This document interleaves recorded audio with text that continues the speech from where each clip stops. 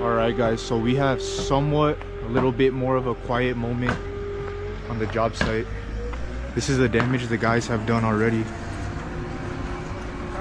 As you can see, a lot of the concrete is out, and we have a truck. That way the demolition's a lot faster instead of taking it by trailer load.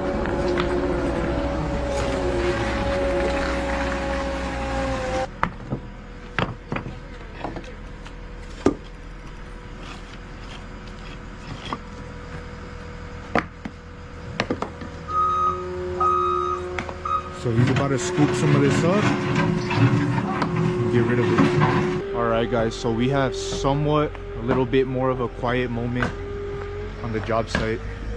This is the damage the guys have done already. As you can see, a lot of the concrete is out, and we have a truck. That way the demolition's a lot faster instead of taking it by trailer load.